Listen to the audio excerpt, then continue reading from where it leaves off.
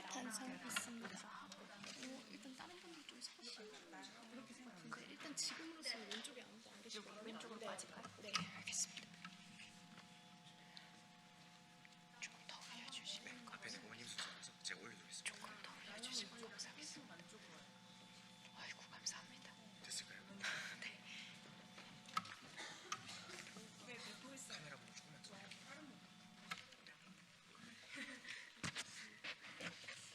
뒤에 로고는 보이게 해주셔야 돼요.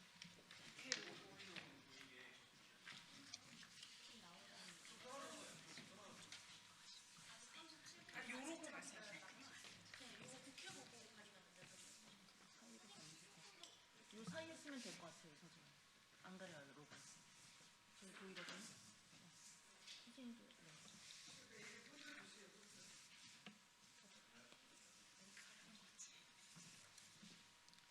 회원님 안녕하세요. 시원아입니다. 안녕하세요. 반갑습니다.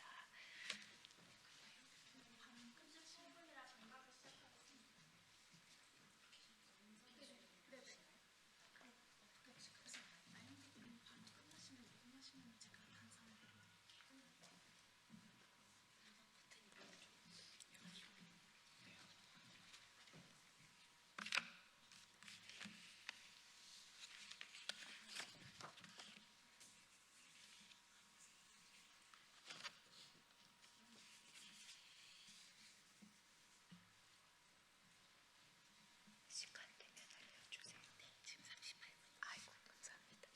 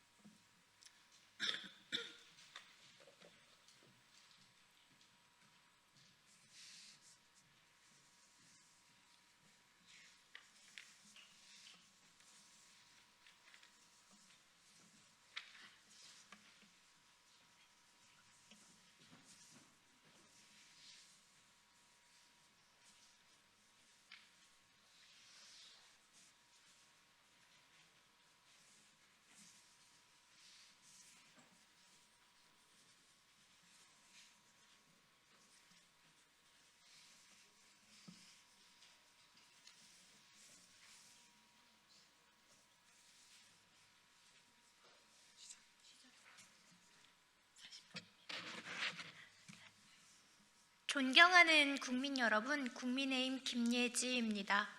저는 오늘 집단 수용시설 안에서 자행되어 온 재생산권 침해 실태를 규명하고 국가의 책임 있는 대책 마련을 촉구하고자 이 자리에 섰습니다. 1999년 이곳 국회에서 당시 한나라당 김홍신 전 의원께서 사회복지시설에서 자행되던 장애인 강제 불임 수술의 실태를 공론화했습니다. 시설 운영자뿐만 아니라 정부의 지원과 협조 속에 이루어진 강제 불임 수술에 대하여 김 전 의원께서는 보건복지부에 전수조사 실시와 피해자 배해 보상 방안 마련을 요구했습니다. 그러나 실질적인 후속 조치 없이 27년이 지난 올해 10월 저는 보건복지부에 대한 국정감사에서 이 문제를 다시 제기했습니다. 그 사이 더 많은 피해자가 발생했습니다. 다수의 증언을 통해 사회복지시설 내 장애인에 대한 강제 불임, 강제 피임 수술, 강제 입양, 강제 결혼 등 재생산권 침해가 현재까지 이어져 왔음이 확인되고 있습니다. 그러나 보건복지부의 대응은 여전히 미온적입니다. 오늘 이 기자회견은 다시 한번 국가의 책임 있는 대응을 촉구하기 위한 자리입니다. 진실 화해를 위한 과거사 정리위원회의 조사와는 별개로 사회복지시설 정책과 재생산권 보장을 동시에 총괄하는 보건복지부에서 자체적인 전수조사에 나서야 합니다. 직권조사가 어렵다면 최소한 피해자 상담과 진화의 신청 절차를 안내하는 상담 창구라도 즉각 마련해야 할 것입니다. 아울러 피해자들에게 진심 어린 사과를 전하고 정당한 배보상과 자립 지원을 제공해야 합니다. 저는 국회에서 가능한 모든 입법적, 정책적 노력을 다하면서 국가의 방조와 침묵 속에서 발생한 인권 침해에 대해 국가가 책임 있는 태도를 보이는지 끝까지 지켜보도록 하겠습니다.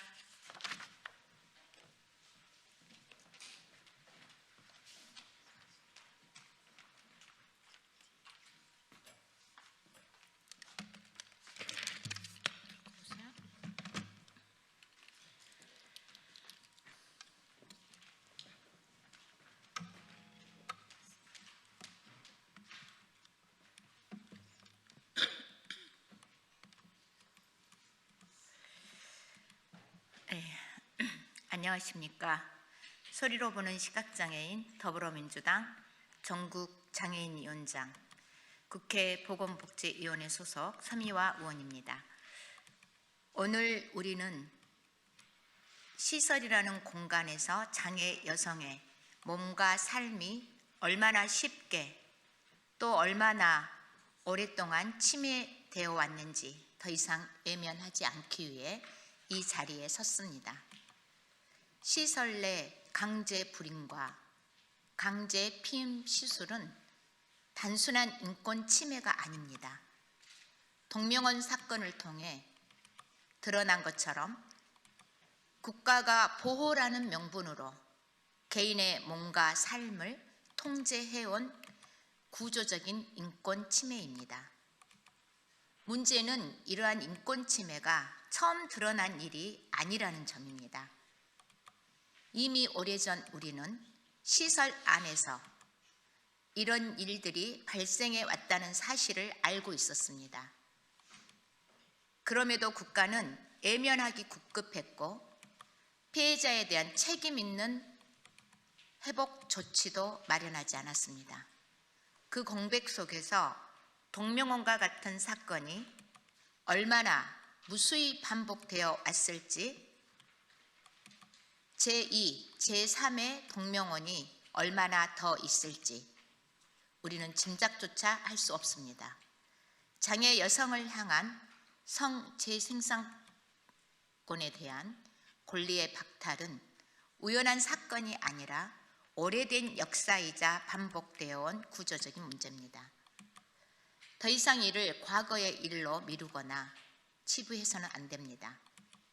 이제 국가는 시설 내 강제 불임과 강제 피임 시술에 대한 전면적인 실태 조사를 신속히 실시해야 합니다. 아울러 피해자들이 그 구조로부터 벗어날 수 있도록 긴급한 지원과 함께 지역사회에서 살아갈 수 있는 조건을 책임지고 마련해야 합니다. 저 역시 장애 당사자이자 국회 보건복지위원회 소속 국회의원으로서 이 문제가 다시는 묻히지 않도록 끝까지 책임을 다하겠습니다.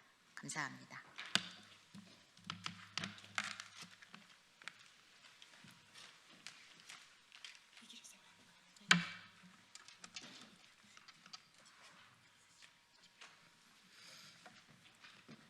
오늘 이 자리에 서고 싶었지만 미성년 자녀가 또다시 상처받을까 이 자리에 함께하지 못한 장애 여성이 있습니다.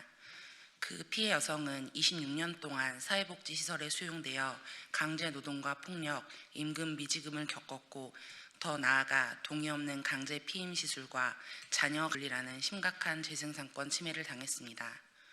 저는 이 피해자를 2017년부터 지원해온 공익변호사와 함께하는 동행 활동가 이기림입니다. 피해자는 시설 입소 당시 임신과 출산을 경험했습니다.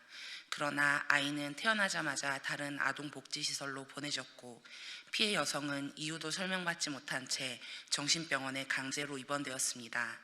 아이가 보고 싶다, 이름이라도 지어주고 싶다는 최소한의 요구조차 묵살되었습니다. 이후 시설은 더 이상의 임신을 막겠다는 이유로 여성 입소인들을 승합차에 태워 무슨 시술인지도 설명하지 않은 채 병원으로 데려갔고 대부분의 여성 입소인에게 동의 없는 피임 시술을 시행했습니다. 피해자는 자신이 어떤 시술을 받았는지조차 알지 못했고 이후 제거와 관리가 필요하다는 사실도 안내받지 못했습니다.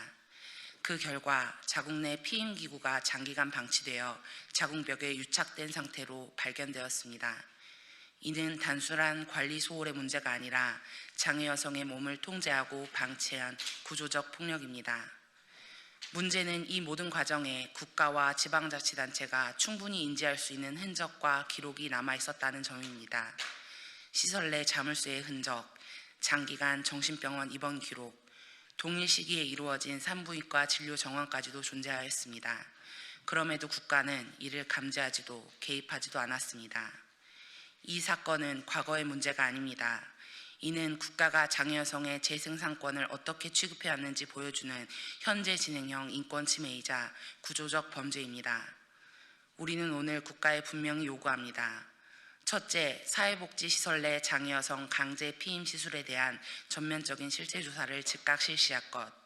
둘째, 피해자들에게 의료, 심리, 법률 지원을 포함한 실질적인 피해 회복 조치를 시행할 것. 셋째, 이러한 범죄가 가능했던 시설 운영 구조와 감독 부재에 대해 국가와 지방자치단체의 책임을 명확히 규명할 것입니다. 동의 없는 피임 시술은 의료가 아니라 폭력입니다. 국가는 몰랐던 것이 아니라 알고도 외면했습니다. 이제라도 그 책임을 인정하고 사과하고 행동해야 합니다.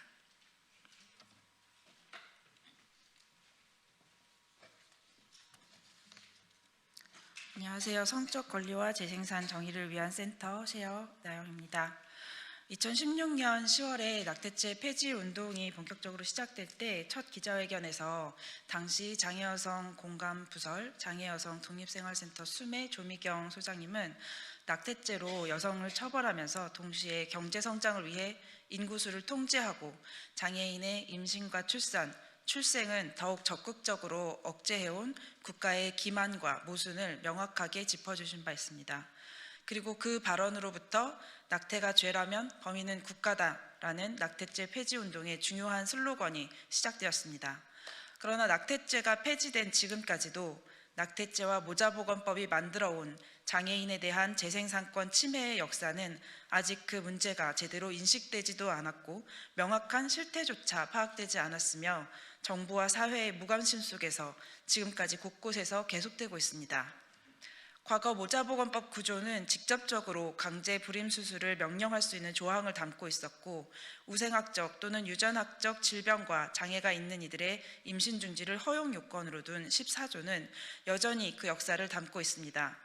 모자보건법 14조는 단순히 형법상 낙태죄에 대한 처벌 예외의 조건이 아니라 국가가 장애인의 임신과 출산을 통제하기 위한 적극적인 의도를 담은 조항이었으며 이 모자보건법이 만들어온 역사와 관행으로 인해 지금까지도 장애인의 임신 중지는 본인의 의사와 상관없이 당연한 선택지로서 인식되고 있습니다. 모자보건법과 낙태죄의 역사는 국가의 편의를 위해 처벌받아야 할 임신 중지와 당연한 임신 중지를 나누어 생명과 삶을 통제해온 역사입니다. 우리는 오늘 그 역사를 끝내야 한다고 이야기하기 위해 이 자리에 모였습니다. 국가에 의해 직접적, 간접적으로 의도되었고 오랫동안 실행되어 온 거주시설에서의 강제 피임시술, 강제 입양, 본인 동의 없는 임신 중지 등 재생산권 침해의 실태를 구체적으로 파악하고 이에 대한 국가와 시설의 책임을 밝혀야 합니다.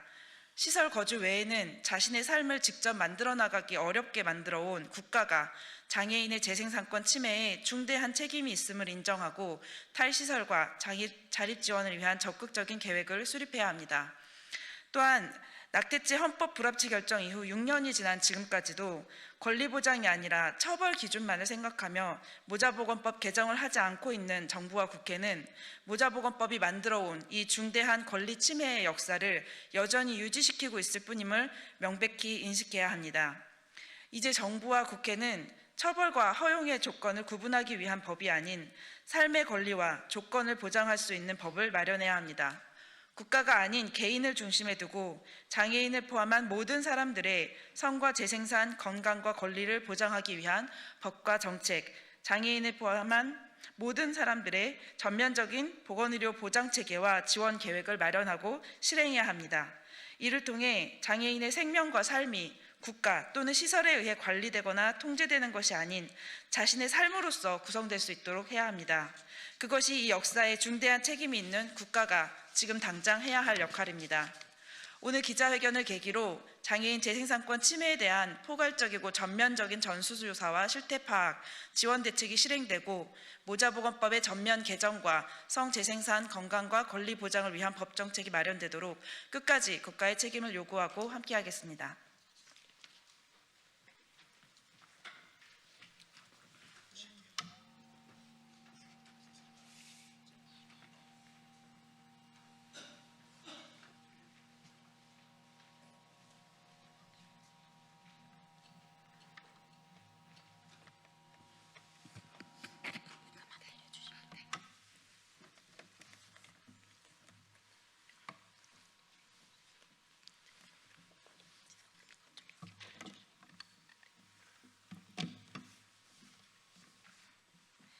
네, 장애여성 공감 진은선입니다. 1999년 당시 김홍신 의원 조사에 따르면 집단 수용시설에서 최소 170여 명의 수용자에게 강제불임 수술이 집행되었고 30년이 지난 현재도 강제불임을 통한 성과 재생산의 침해의 폭력은 여전히 심각합니다. 지난 4월 동해시에 위치했던 직접장애인 자립생활센터에서는 장애여성이 생리열이 자주 붓고 성폭력을 당할 수 있다라는 이유로 장애여성들에게 피임시술을 제한하는 사례가 있었습니다. 그리고 동명원에서 벌어졌던 장애여성 강제피임시술과 강제입양 사실이 낱낱이 드러났습니다. 모자보건법 14조는 여전히 유전학적인 정신질환이나 신체장애가 있는 경우 강제불임 시술을 할 수 있는 조항을 담고 있습니다. 이렇게 보호와 안전의 핑계를 대고 있지만 시설 권력과 국가가 공모하여서 장애여성의 재생산권을 침해한 것은 폭력입니다. 국가가 나서서 장애여성의 인권을 위협하는데 도대체 무슨 수로 보호와 안전이 보장된다는 말입니까? 장애여성의 재생산권을 가장 위협한 것이 국가가 용인한 시설 권력 아닙니까? 다수의 장애여성이 유사한 피해를 겪었고 증언이 잇따르고 있지만 해당 거주시설은 현재도 아주 굳건하게 유지되고 있습니다. 당시의 피해 사실을 밝히기 위한 조사와 정보조차 해당 거주시설이 있는 목포시와 이 시설이 그 어느 것도 협조하지 않고 있습니다. 바로 이것이 국가와 시설이 이 진실을 은폐하고 있음을 증명합니다. 장애여성 정책은 늘 표류하며 시혜적이고 선별적인 방식으로 이루어지고 있습니다. 이 가운데 장애여성의 재생산 권리는 모성권, 즉 임신 출산의 접근성을 높이는 아주 협소하고 시혜적인 방식으로만 이야기되어 왔습니다. 이런 문제에도 불구하고 제6차 장애인 정책 종합계획에서는 20년이 지나도 글자 하나 바뀌지 않고 여성장애인 지원은 출산 비용 지원, 모성권 보호 강화를 위한 정책을 추진하겠다라고 하고 있습니다. 동명원에서 벌어졌던 강제불임은 한 장애여성의 경험만이 아닙니다.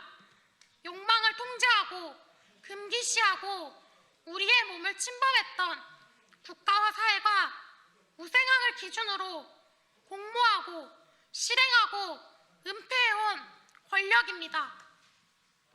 좋은 삶을 살지 못한다고 여겨지는 몸, 사회에 기여하지 못한다고 규정받는 몸, 돌봄을 받기엔 무능하다고 여겨지는 몸. 하지만 나는 이렇게 살아왔고 이렇게 살아있고 나의 성과 재생산 권리를 침해당하거나 국가로부터 폭력을 당하고 싶지 않습니다. 그래서 국가의 인구정책에서 사회복지정책에서 함부로 생명을 좌지우지 당했던 장애인의 삶을 통제하고 억압하기 위해 재생산권을 침해해왔던 국가의 책임을 촉구합니다. 수많은 사례들이 보여줍니다. 국가가 가해자입니다. 국가가 주도하여 우리의 몸을 통제하고 권리를 훼손했던 폭력을 지금 당장 인정하고 조사하여 낱낱이 드러내고 사죄하십시오. 같이 외쳐주시길 바랍니다. 집단 수용시설 내 강제불임, 피임시설 조사하라. 조사하라. 조사하라. 조사하라. 재생산권 침해 피해자에게 사과하고 긴급탈시설 지원하라. 지원하라. 지원하라. 지원하라. 국회는 모자보건법 대체법안 조속히 개정하고 무생학을 청산하라. 청산하라. 청산하라. 청산하라. 부정의한 역사를 바로잡을 수 있게 같이 싸웁시다. 투쟁. 투쟁.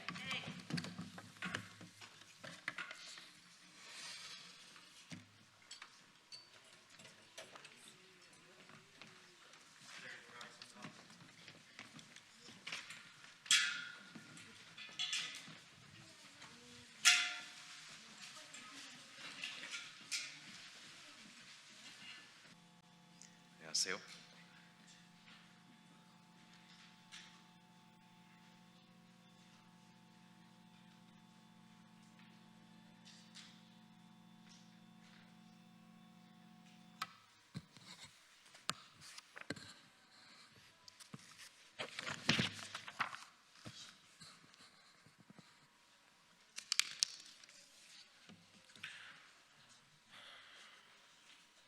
네, 안녕하십니까. 국회의원 최혁진입니다. 네, 바쁘신 중에 이 자리에 함께해 주신 각 언론사 관계자 여러분께 진심으로 감사드립니다. 저는 오늘 중소기업 관련 기술단체와 관련된 법을 어제 발의하였기 때문에 관련해서 기자회견을 하게 되었는데요. 우선 그 취지에 대해서 간단히 말씀드리고 회견문을 읽도록 하겠습니다. 많은 사람들이 왜 대한민국에서는 독일 같은 강소기업이 나오지 않는가라고 이야기하고 있습니다. 이미 우리 사회와 우리 정부는 그 답을 알고 있습니다. 대한민국에 만연화되어 있는 중소기업에 대한 기술 탈취, 연간 300건이 넘는 기술 탈취에 대한 소송이 이루어지고 있지만 사실 잘못된 제도로 인하여 중소기업들이 승소하는 사례는 극히 드문 상황입니다. 전 재산을 털어넣어서 기술을 개발하고 혁신을 하여도 그것이 대기업에 의해서 송두리째 뺏기는 사례들이 매년 수백 건씩 발생하고 있고 그로 인해서 중소기업들은 결국 몰락의 길을 걸어가기도 합니다. 이 문제의 근본적인 해결은 대단히 중요한 우리 시대의 지속가능한 경제발전의 과제라고 생각을 하기 때문에 관련 법을 입안하게 되었습니다. 현재 정부 차원에서도 입법 활동들이 이루어지고 있지만은 보호 조치를 일부 강화하는 수준의 법으로는 대통령께서 얘기하는 수준의 중소기업, 강소기업이 나올 수 있는 정책 환경이 이루어지기 어렵다라고 생각해서 본 법을 발의하게 되었다라고 하는 취지로 오늘 기자회견을 시작하도록 하겠습니다. 기자회견문을 읽도록 하겠습니다. 존경하는 국민 여러분, 그리고 언론인 여러분, 대한민국에서 중소기업과 스타트업이 가장 불안해하는 순간은 기술 개발에 실패했을 때가 아닙니다. 기술을 완성했을 때입니다. 기술이 완성되는 순간 이 기술이 보호받을지 아니면 더 큰 기업에게 빼앗길지부터 걱정해야 하는 현실, 이 비정상적인 구조를 이제 끝내야 합니다. 지금까지 기술 탈취는 일부 기업의 실수가 아니었습니다. 계속 반복되어 온 구조적인 문제였습니다. 공동연구, 위탁거래, 투자협의, 입찰 과정에서 중소기업은 기술 자료를 요구받습니다. 거래를 하려면 자신의 기술을 보여줘야 했습니다. 하지만 그 뒤는 너무도 자주 같은 결과로 이어졌습니다.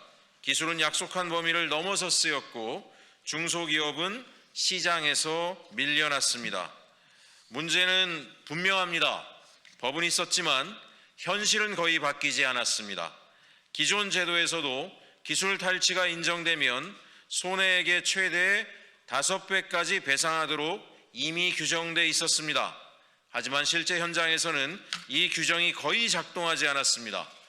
왜냐하면 재판이 시작되면 중소기업 스스로가 기술이 어떻게 넘어갔는지, 대기업이 일부러 그랬는지, 손해가 얼마인지까지를 그 모든 것을 빼앗긴 자가 입증해야 했기 때문입니다. 이것은 자동차 급발진 사건과 너무도 유사하게 그동안 역사적으로 진행되어 왔습니다. 이 구조에서는 5배 이상 규정이 있어도 현실적으로 큰 의미가 없습니다. 그래서 기술 탈취는 대기업에게는 감당 가능한 비용이었고 중소기업에게는 회복 불가능한 피해였습니다. 이와 관련해 이재명 대통령은 12월 17일 세종 컨벤션 센터에서 중소벤처기업부 업무보고를 받는 자리에서 기술 탈취에 대한 과징금 수준을 대폭 높여야 한다며 강하게 주문했습니다. 기술을 빼앗아도 빼앗은 기업이 버틸 수 있는 구조에서는 기술 탈취가 사라질 수 없다는 명확한 문제의식이었습니다. 이번 대중소기업 상생협력 촉진에 관한 법 개정안은 바로 이러한 문제인식을 입증구조, 책임구조, 배상구조 전반을 바꾸는 방식으로 제도화한 법안입니다. 이번 개정안은 기존 제도를 조금 손보는 정도 수준의 법이 아닙니다. 구조 자체를 확 바꾸는 법입니다. 첫째, 기술자료의 범위부터 달라졌습니다. 기존 법에는 기술자료 개념이 모호해 그건 기술이 아니다라는 다툼이 반복됐습니다. 이번 개정안은 제조, 생산기술, 특허 디자인, 영업 비밀은 물론 중소기업이 만든 경제적 가치가 있는 기술과 정보까지 명확히 기술 자료로 규정했습니다. 기술 여부를 두고 시간 끄는 싸움부터 막았습니다. 둘째, 기술 탈취라는 개념을 새로 만들었습니다. 기존에는 기술을 약속과 다르게 써도 포괄적인 위반으로만 다뤄졌습니다. 이번 개정안은 약속한 목적을 벗어나 사용하거나 다른 회사에 넘겨 중소기업에 피해를 주는 경우를 기술 탈취라는 중대한 불법 행위로 분명히 구분했습니다. 이제 기술 탈취는 가벼운 위반이 아닙니다. 셋째, 입증 책임이 완전히 달라졌습니다. 기존에는 중소기업이 모든 것을 증명해야 했습니다. 어떻게 빼앗긴 자가, 약한 자가 대기업을 상대로 모든 것을 증명했습니까? 이제는 다릅니다. 중소기업이 함께 일한 관계가 있었고 그 과정에서 기술에 접근할 수 있었으며 대기업이 비슷한 기술로 제품을 만들고 있다는 점만 설명할 수 있으면 이제는 대기업이 스스로가 기술 탈취가 아니었다라고 하는 점을 증명해야 합니다. 싸움의 출발선이 완전히 달라졌습니다. 넷째, 책임 회피를 막았습니다. 비밀 유지 약속이나 기술을 쓰지 않기로 한 계약이 있었다면 기술 탈취에 대해 고의가 있었던 것으로 봅니다. 몰랐다, 실수였다라는 말로 빠져나가기 어렵습니다.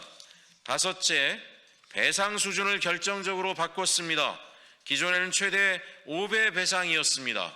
그것도 최소 수준에서 5배, 서로 승소한다 해도 5배는 빼앗긴 것에 극히 미미한 수준의 배상이었습니다. 이번 개정안은 최대 10배의 배상으로 2배 확대했습니다. 여기에 더해 중소기업이 이기면 변호사 비용과 기술 감정 비용 등 소송에 든 모든 비용을 대기업이 부담하도록 했습니다. 이제 기술 탈취는 걸리면 조금 손해보는 일이 아닙니다. 걸리면 기업이 버티지 못하게 합니다. 이번 법의 메시지는 분명합니다. 기술로 성장한 기업은 보호해야 합니다. 하지만 기술을 훔쳐 성장한 기업은 시장에 남겨두지 않겠습니다. 기존 제도는 어떻게든 막아보자는 수준이었습니다. 이번 개정안은 빼앗는 자를 끝장내겠다라고 하는 선언입니다. 기술을 빼앗기면 끝나는 나라에서 이제는 기술을 훔치면 끝나는 나라로 질서를 바꾸겠습니다. 저는 이 법이 통과될 때까지 끝까지 책임지겠습니다. 기술 탈취로 돈 버는 시대, 대한민국에서는 반드시 끝내겠습니다. 감사합니다. 마지막으로 말씀드리지만 대한민국이 이렇게 선진국으로 발전해 오는 과정에서 더 이상 회복하기 어려울 수준의 불평등과 격차가 확대되고 있는 것은 잘못된 제도와 관행이 그동안 방치되어 왔기 때문입니다. 이번 이재명 정부가 억강부약의 새로운 시대, 대한민국의 전환을 이야기한 마당에 저는 국회에서 이 관행들 결국 열심히 성실하게 일하고 혼신의 힘을 다해서 경제 발전을 위해서 일해온 분들이, 그런 기업들이 불이익을 받는 관행들을 철저히 개선해 나가도록 노력하겠습니다. 감사합니다. 수고하셨습니다.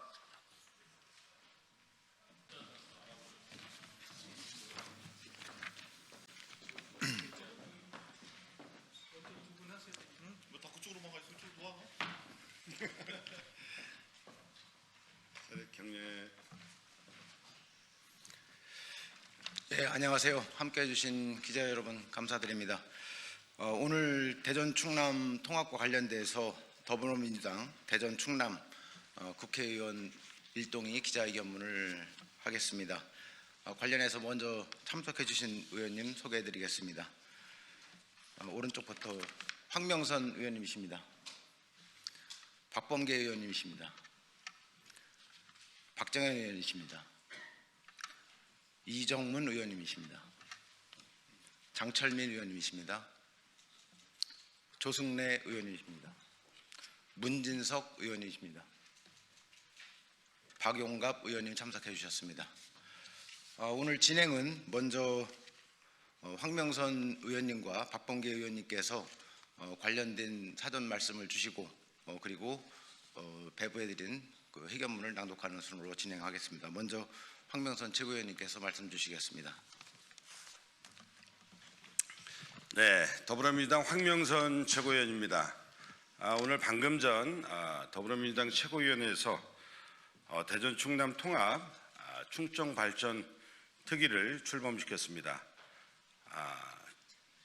저는 우리 특위의 상임위원장을 맡고 그리고 공동위원장에 박범계 의원님 그리고 이정문 의원님, 박정현 의원님 이렇게 위원장에 임명이 됐습니다. 또한 위원으로는 대전과 충청남도의 시민사회, 각계 전문가 그리고 정치권과 많은 분들이 위원으로 참여해서 실질적으로 대전 충남 통합 균형 성장에 발전될 수 있는 여러 가지 중요한 안들과 또 법안까지 조속히 마련토록 하겠습니다. 사랑하는 국민 여러분 그리고 존경하는 대전 충남 그리고 시도민 여러분, 대전 충남 지역 더불어민주당 국회의원 일동은 대전 충남 통합을 통해 수도권 과밀화와 지역 소멸의 악순환을 끊어내고 대한민국 균형 성장의 새로운 모델을 만들겠다는 비전을 제시하기에 국민 앞에 섰습니다. 우리 민주당의 대전 충남 국회의원 일동은 이런 국가적 문제 해결을 위해 어제 대통령과의 그 간담회를 갖고 심도 있는 의견을 나눴습니다. 그래서 국가 균형 성장의 새로운 모델을 만들기 위한 대전 충남 통합을 위한 절차를 본격적으로 시작하기로 결정했습니다. 우리 특위를 통해서 이제 단순한 행정적 통합이 아니라 실질적 자치와 분권, 재정 분권까지 이 경제적, 산업적, 실질적 통합된 우리 주민들의 생명과 안전, 더 나은 삶을 만들어가는 대한민국 균형 성장의 모델을 만들 수 있도록 앞장서겠습니다.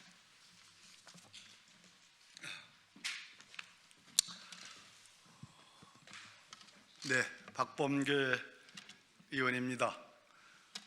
이재명 대통령께서 2004년 수포로 돌아간 행정수도 건설의 노무현의 꿈을 이어가겠습니다.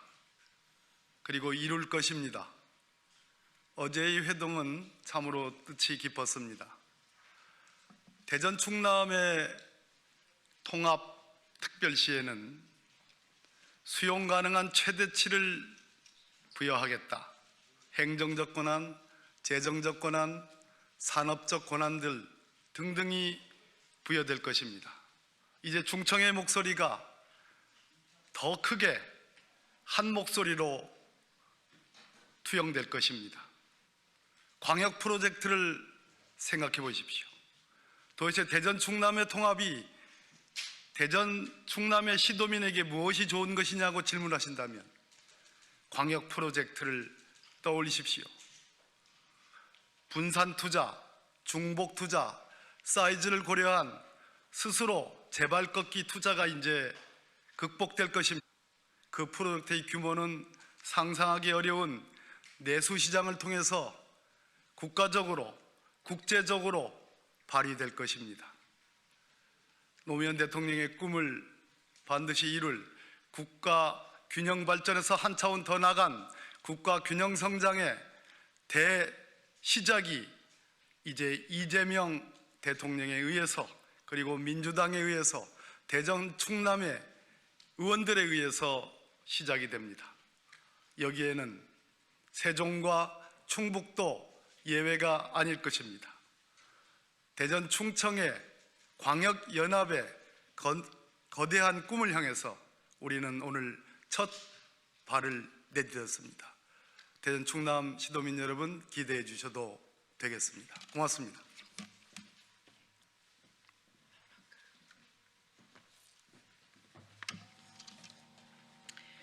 네, 대전시당위원장 박정현입니다. 기자회견 낭독하겠습니다. 대전 충남 통합으로 대한민국 균형성장의 새로운 모델을 만들어 가겠습니다.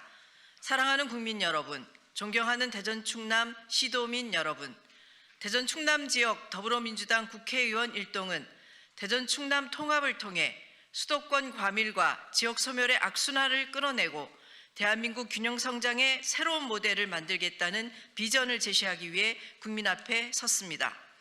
주거비 폭등과 극심한 교통 혼잡, 환경 부담 등 초과밀로 인한 폐해가 누적되고 있는 수도권과 달리 지방은 인구 유출과 산업 공동화로 소멸의 위기에 내몰리고 있습니다. 지역 불균형은 이제 특정 지역의 문제가 아닌 대한민국 전체의 지속 가능성을 위협하는 국가적 문제가 되었습니다. 더불어민주당 대전 충남 국회의원 일동은 이러한 국가적 문제 해결을 위해 어제 이재명 대통령과 간담회를 갖고 심도 있는 의견을 나눴습니다. 그 결과 우리는 수도권 과밀화와 지방소멸 문제를 근본적으로 해결하고 국가 균형 성장의 새로운 모델을 만들어가기 위한 대전 충남 통합을 위한 절차를 시작하기로 결정했습니다.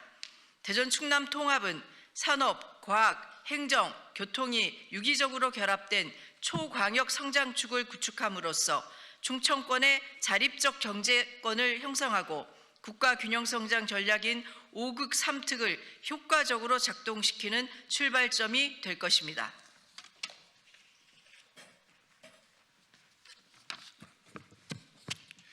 이를 위해 더불어민주당 대전 충남 국회의원 일동은 정치적 목적에 따른 선언적 통합 법안 발의에 머무르지 않고 집권 여당으로서 정부와 긴밀히 협력해 실행 가능한 통합안을 책임 있게 마련하기로 했습니다. 아울러 내년 6월 지방선거에서 통합 광역자치단체장 선출을 목표로 이를 추진하기로 뜻을 모았습니다. 통합의 성과와 혜택은 대전 충남 지역 주민 모두에게 고르게 돌아가야 합니다. 이를 위해 재정 분권과 자치 권한에 있어 수용 가능한 최대 범위의 특례를 확보하고 중앙정부와의 긴밀한 협력을 통해 내실 있는 권한 이양을 이끌어내겠습니다. 아울러 주민의 동의 없는 통합은 있을 수 없습니다. 더불어민주당은 중앙당과 시도당 차원의 가칭 충청특위를 구성하고 충분한 정보 공개와 수기, 공론화 과정을 통해 통합 논의를 투명하고 책임 있게 진행하겠습니다. 나아가 충북까지 포함하는 중부권 초광역 협력의 기반을 마련해 새로운 성장 동력이 될 광역 협력의 모범적 모델을 만들어 가겠습니다. 대전 충청의 통합은 대한민국 균형 성장의 새로운 길을 여는 시대적 사명입니다. 대한민국 진짜 성장의 출발을 대전 충청에서 시작하겠습니다. 더불어민주당 대전 충남 국회의원 일동은 균형 성장을 위한 변화가 충청권을 넘어 대한민국 전체로 확산할 수 있도록 끝까지 책임있게 추진하겠습니다. 2025년 12월 19일 더불어민주당 대전 충남 국회의원 일동. 예. 수고하셨습니다. 나가서 이제 한번.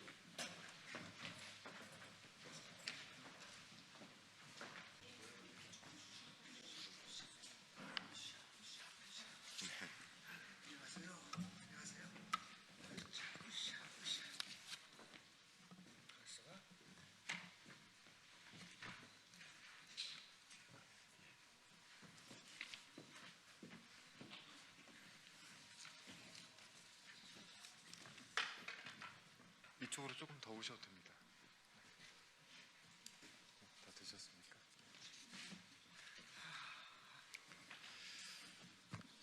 예, 저는 더불어민주당 한준호 의원입니다.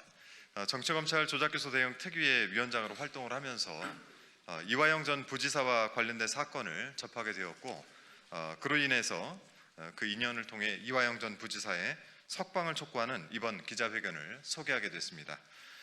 먼저 오늘 함께 참석을 해주신 분들 그리고 직접적으로 이 촉구 선언 기자회견을 진행해 주실 분들을 소개해 드리겠습니다. 먼저 김영주 남북평화재단 이사장님, 김영주 목사님 소개해 드리겠습니다. 대한적십자사 경기도지사 회장을 맡고 계신 이재정 전 교육감님 함께하고 계십니다. 우석대학교 명예총장이신 장영달 전 국회의원님 함께하고 계십니다. 천주교 정의구현 사재단 고문을 맡고 계신 함세웅 신부님 함께하고 계십니다. 한국기독교 장로회 총무이신 김상근 목사님 함께하고 계십니다. 그리고 법무법인 UNKNC의 김현철 변호사님, 저희 특위 활동 함께하고 계신데요. 김현철 변호사님 함께하고 계십니다. 그리고 전현희 우리 법사위 최고위원님, 전 최고위원님 함께하고 계십니다. 이화영 전 부지사의 용기 있는 고백으로 쌍방울 대북송금 사건의 연호술 파티 진술 세미나 의혹이 세상에 알려지게 됐습니다. 법무부의 조사로 그 의혹이 사실이란 중요한 증거들이 확인이 되었고 이 사안에 대한 감찰과 수사가 진행되고 있습니다. 정치검찰의 이런 조작 수사와 억지 기소로 가장 피해를 본 사람은 바로 이화영 전 부지사입니다. 지금 이 순간에도 부당하게 수감되어 있는 이 전 부지사의 석방을 촉구하는 목소리가 높아지는 이유이기도 합니다. 오늘 기자회견은 이화영 전 부지사의 억울함을 국민 여러분께 호소드리고 또 법무부의 이 전 부지사의 석방을 촉구해야 한다는 민주진영 원로 여러분의 뜻을 여러분께 전달해드리는 자리입니다. 부디 언론인 여러분께서도 많은 관심 가져주시기 바랍니다. 기자회견에 앞서서 잠깐 전현희 의원께서 한 말씀 해주시고 기자회견 이어가겠습니다.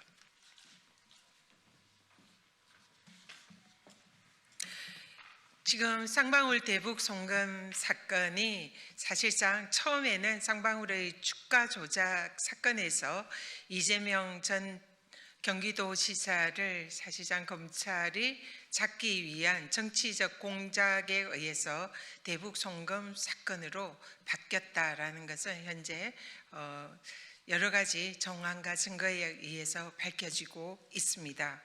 이화영 부지사는 그 정치 검찰의 정치 공작에 의해서 희생된 그런 피해자입니다. 이재명 대통령을 잡기 위해서 그 측근이 이화영 지사를 통해서 이재명 지사를 정치적 공작의 산물로 삼기 위한 그런 정치 공작의 희생양입니다.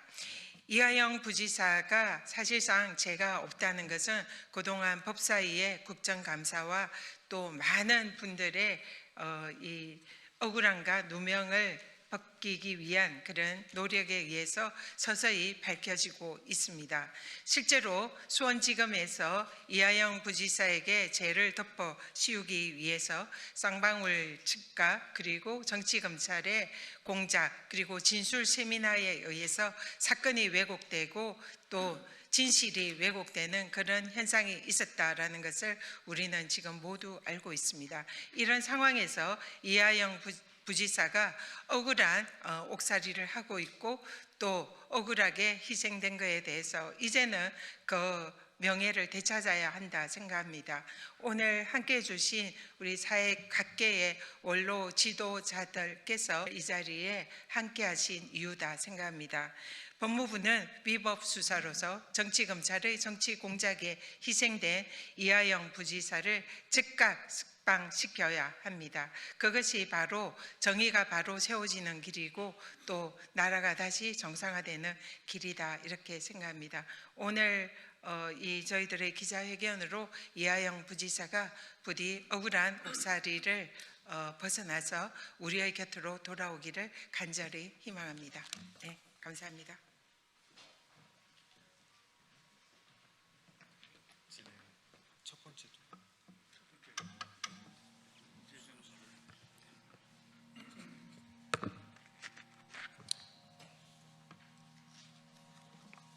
네, 오늘 종교계를 대표하는 원로들이 함께 자리를 하고 오늘 이 성명서를 낭독하도록 하겠습니다.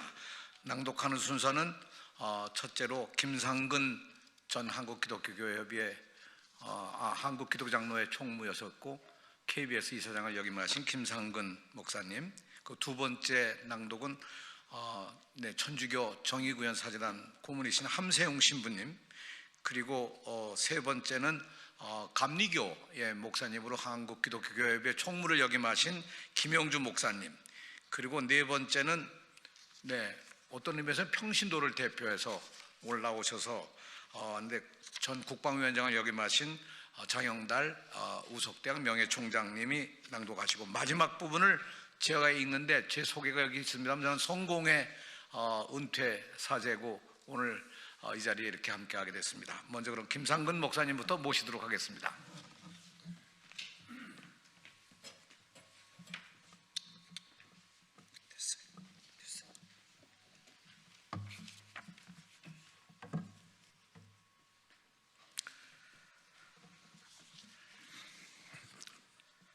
법무부는 위법 수사로 감금된 이화영 부지사를 석방해야 합니다.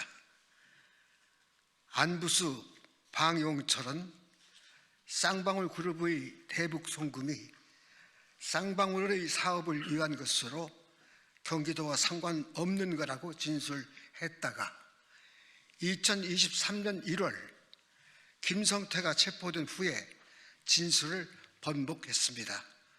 박상용 검사가 주의한 진술 세미나에 의해서 이들은 대북 송금이 이재명 도지사의 방북 비용이라고 허위로 진술했습니다. 그리고 이러한 허위 진술을 바탕으로 이화영 부지사에게 7년 8개월의 징역형을 선고되었습니다.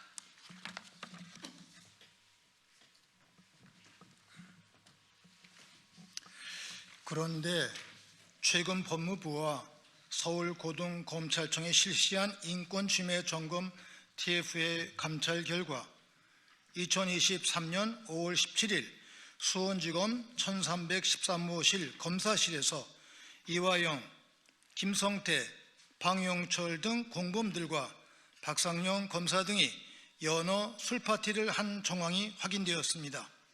김성태는 2023년 총 184회 수원지검에 출정하였고 이들은 형집행법상의 공범 분리 규정을 위반하고 100회 이상 진술 세미나를 진행하였습니다. 게다가 조서를 쓰지 않더라도 반드시 지켜야 할 적법 절차를 박상용 검사가 지키지 않았다는 사실도 밝혀졌습니다. 이로써 허위 공문서 작성 및 행사, 이재명과 이하영에 대한 모해 위중교사, 증인 매수 등의 혐의가 수사로 드러나고 있습니다.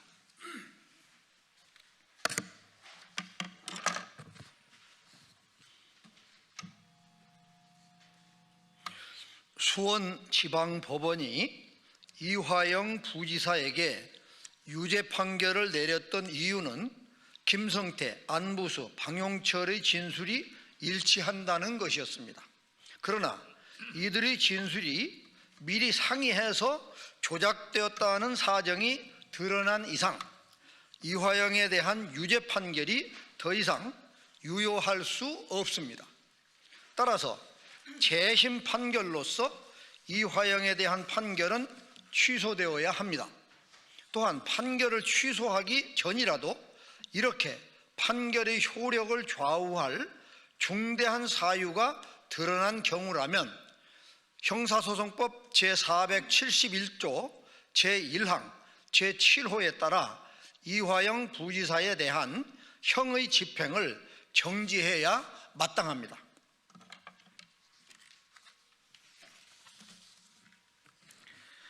이화영 부지사가 구속되어 수감당한 지 벌써 3년이 넘었습니다. 윤석열 검찰 정권이 내란을 일으키기 위한 사전작업으로 이재명, 이화영에 대한 조작 기소를 감행했다는 점에서 내란 척결을 위해서라도 이화영의 석방이 절실합니다. 이에 우리 민주진영의 원로들은 검찰의 위법 수사로 감금된 이화영 부지사의 석방을 강력히 요구합니다. 2025년 12월 19일 민주진영 원로 1동 참가자는 김상근 전 한국기독교회 총무님을 역임하신 김상근 목사님, 그리고 감리교 목사님으로서 남북평화재단 이사장이며 한국기독교회의 총무를 역임하신 김영주 목사님, 그리고 오늘 이 자리에는 참석을 못하셨습니다만 예수교 장로의 안동교회 원로 목사이신 유경재 목사님, 그리고 성공의 사제로서 교육감을 역임한 제가 오늘 함께 여기 참여하고 있습니다. 그리고 장영달 우석대 명예총장님, 함세웅 신부님, 천주교 정의구현 전국사제단 고문을 역임하신 함세웅 신부님, 이렇게 우리가 참여를 했습니다. 이 순서는 가나다 순으로 썼기 때문에 그렇게 발표해드린 걸 양해해 주시길 바랍니다. 오늘 특별히 함세웅 신부님과 김상근 목사님, 김영주 목사님 모두 함께 자리를 같이 하시고 또 이 자리를 마련해 주신 한준호 의원님 그리고 전현희 의원님께 각별한 감사의 말씀을 드립니다. 우리는 어수속히 이화영 부지사가 석방되어 정말 억울한 일이 더 이상 진행되지 않도록 조치가 이루어지길 조속히 요구하는 바입니다. 여러분 감사합니다. 혹시 질문이 있으면 질문을 해주시기 바랍니다. 밖에서? 네. 감사합니다. 네.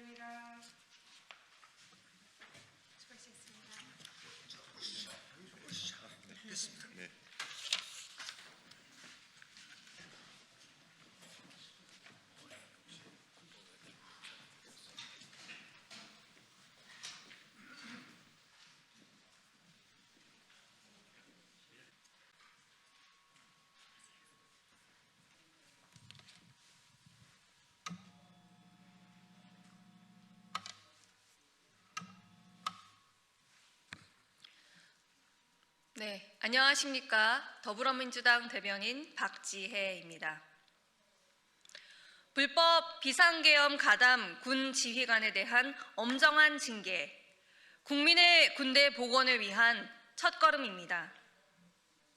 노상원 전 정보사령관에 대한 유죄 선고와 조지호 경찰청장 파면 결정으로 12.3 불법 비상계엄이 명백한 위법 행위였음이 확인됐습니다. 오늘은 불법 비상계엄과 관련된 장성 8명에 대한 징계위원회가 열립니다. 이제 군 스스로 불법 비상계엄을 극복하고 군 정상화로 나갈 의지와 진정성을 보여줄 차례입니다. 군 자체 징계 역시 헌법재판소 판단의 취지에 부합해야 합니다. 국민 눈높이에 맞는 엄정한 징계가 내려지길 기대합니다. 이는 무너진 군 기강을 바로 세우고 국민 신뢰를 회복하기 위한 최소한의 조치입니다. 과거 하나회가 군을 사유화하며 민주주의를 짓밟았듯 이번 사태 역시 윤석열과 특정 사적 인맥 라인이 작동하며 실제 계엄 실행까지 한 비극적 결과였습니다.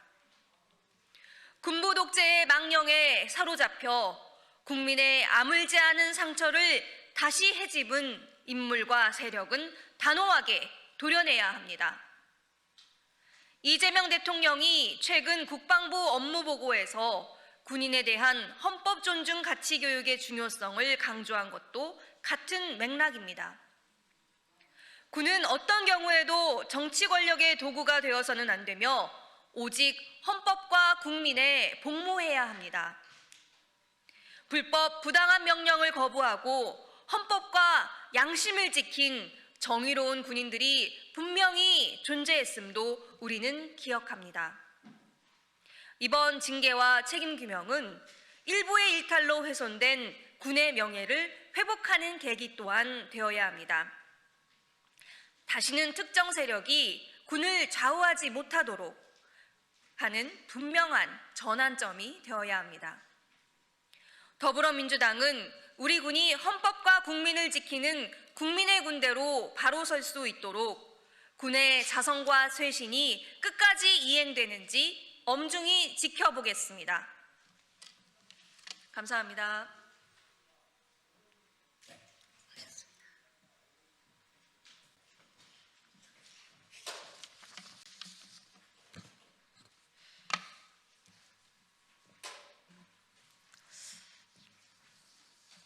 안녕하십니까. 내란 전담 재판부 지금 추진에 대해서 말씀드리겠습니다. 네. 더불어민주당은 반헌법적. 네, 기다릴게요.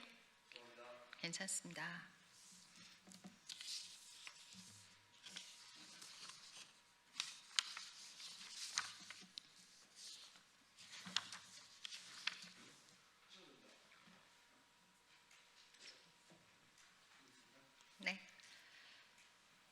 대법원이 내란, 외환, 반란과 같은 국가적 사건을 심리할 전담 재판부 설치를 위한 예규를 제정하기로 했습니다.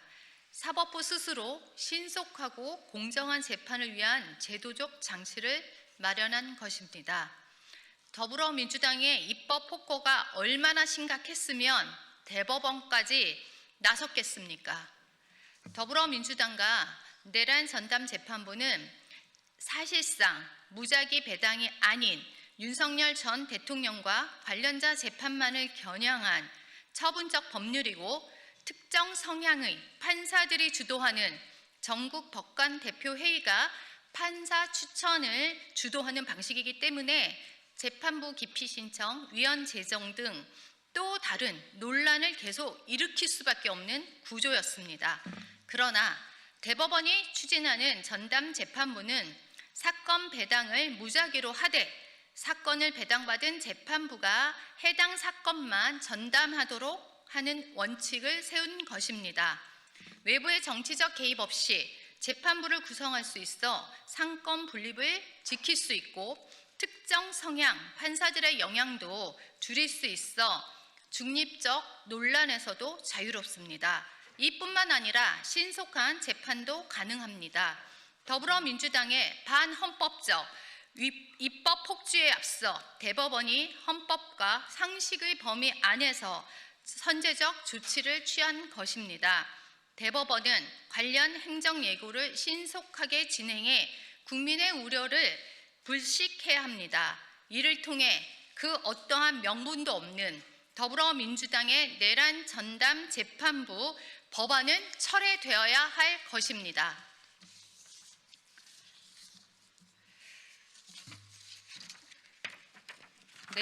다음 주부터 처리하는 정보통신망법에 대해서 말씀드리겠습니다. 민주당이 언론계와 시민단체, 관련 전문가들의 한 목소리로 반대해온 정보통신망법 개정안을 기어이 법사위에서 통과시켰습니다. 충분한 사회적 논의도 합의도 없는 일방적인 강행 처리였습니다.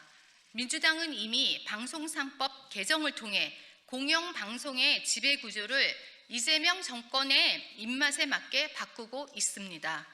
여기에 더해 내년 지방선거를 앞두고 징벌적 손해배상 제도를 앞세워 정부와 여당을 향한 국민의 자유로운 비판과 여론 형성을 봉쇄하려는 것입니다. 이번 정보통신망법 개정안은 겉으로는 국민 보호를 내세우고 있습니다. 하지만 실상은 헌법이 보장한 표현의 자유와 자유로운 의사 표현을 억압하는 국민 입틀막법에 불과합니다. 민주당은 허위 정보, 허위 조작 정보, 불법 정보에 대해 행정적 규제와 손해배상 책임을 부과하겠다고 합니다. 그러나 법적으로도 개념이 불명확한데 이러한 표현들에 대해 국가가 개입할 경우 사법부가 아닌 행정부가 사실상 불법 여부를 판단하게 되는 것입니다. 이는 명백히 국가 검열의 길을 여는 것입니다. 이미 현행 법령을 통해 허위사실 유포에 대한 법적 보호 장치는 충분히 마련되어 있습니다. 그럼에도 불구하고 징벌적 처벌 조항으로 표현의 자유를 위축시키고 사업자들에게 과도한 사전 검열을 강요하고 있습니다. 국민 입틀막법이 시행되면 일부라도 사실과 다르거나 오해의 사실이 있다는 이유만으로 처벌의 대상이 될 수 있습니다. 누구든지 서로를 신고하도록 만들어 만인에 의한 만인의 감시, 사회가 일상화되는 것입니다.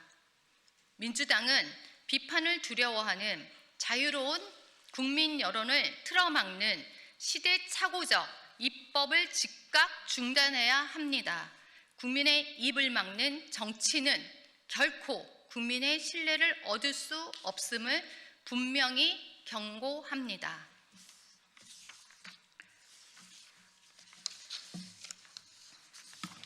YTN 항소 포기에 대해서도 한 말씀 드리겠습니다.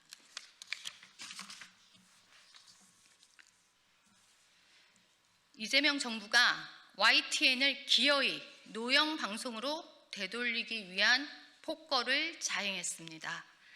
정성호 장관의 YTN 민영화 승인 취소 판결 항소 포기 지위는 국가 자산을 훼손하고 특정 이익 집단에 언론사를 갖다 바치는 자해적인 결정이자 헌법 무시의 전형입니다.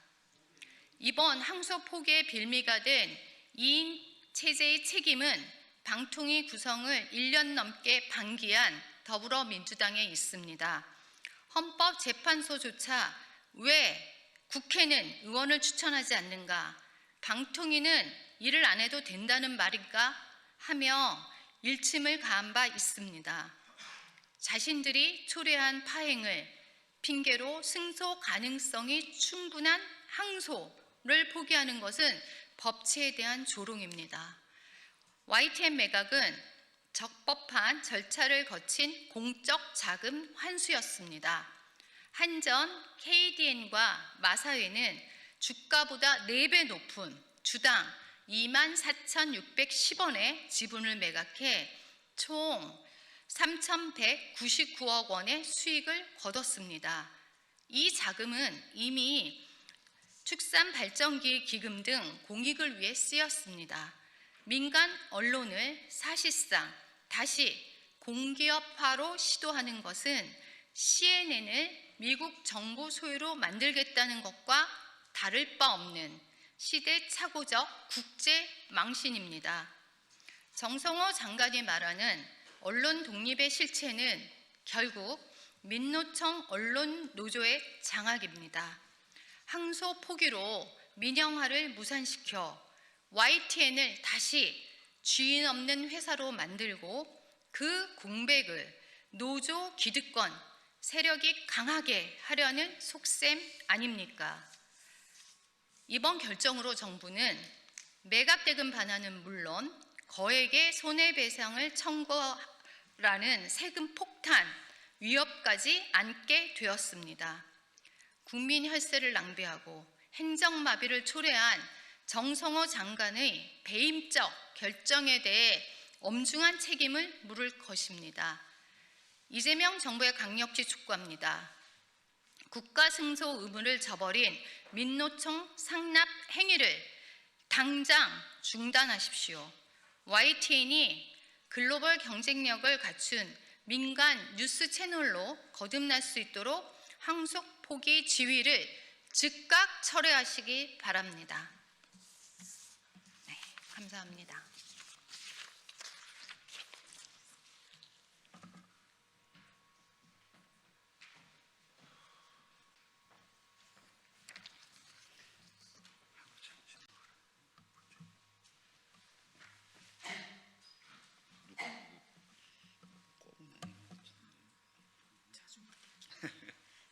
해도 될까요? 예?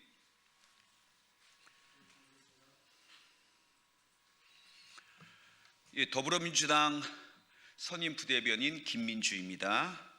오늘 오전 국민의힘의 이재명 대통령 업무보고 비판 관련 브리핑을 하겠습니다. 온 국민이 알게 된 술주정뱅이 국정운영, 국민의힘은 할 말이 있습니까? 가만히 있으면 중간은 갑니다. 이재명 대통령의 업무보고가 연일 화제입니다. 모든 국민이 칭찬하고 즐거워하는데 유독 국민의힘만 불편한가 봅니다. 연일 대통령의 업무보고가 가볍다라는 논평과 비판을 쏟아내고 있습니다. 도대체 양심이 있는 것입니까? 양심이 없다면 비판의 이해 득실을 따져볼 줄 아는 지능이라도 있어야 하지 않겠습니까? 국민의힘이 면회도 가고 떠받드는 전직 대통령 윤석열 씨는 업무보고를 어떻게 받았습니까? 윤 씨는 업무보고를 오후 5시만 되면 종료하는 것으로 유명했습니다. 소위 술 씨로부터 소맥 폭탄주를 돌리기도 하였고, 심지어 국정원 공식 업무보고 때는 술에 취해 경호원에게 실려 나갔다는 말도 있습니다. 심지어 장관들이 업무보고 내용 점검보다는 컨디션 조절을 위해 음주 해독제를 구하러 다니기 바빴다는 소문이 파다합니다. 업무보고에서 부처 담당자와 기관장들과 치열하게 논쟁하고 혼동되는 부분을 서로 물으며 점검하는 것은 최고 공직자인 대통령의 올바른 자세입니다. 국민의힘에 묻습니다. 국민의힘이 숭상하는 윤석열처럼 폭탄주 45잔 정도는 먹어준다는 대통령의 업무보고가 좋습니까? 국정과 국민의 삶을 꼼꼼히 챙기는 대통령의 업무보고가 좋습니까? 국민의힘 여러분, 부러우면 부럽다고 하시면 됩니다. 이상입니다. 감사합니다.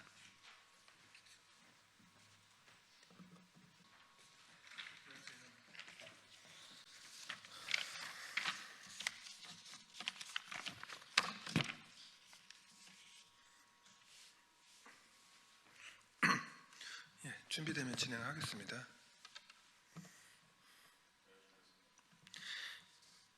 안녕하십니까. 국민의힘 조용술 대변인입니다. 오늘 이재명 대통령 국정운영 관련 온마이크 하도록 하겠습니다.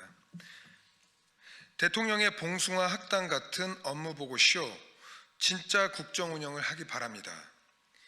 이재명 대통령이 업무보고를 개그 콘서트 봉숭아 학당식 생중계 쇼로 전락시키고 있습니다. 국민이 보고 싶은 것은 연말 특선 정치 예능이 아니라 차분하고 책임있는 국정운영입니다.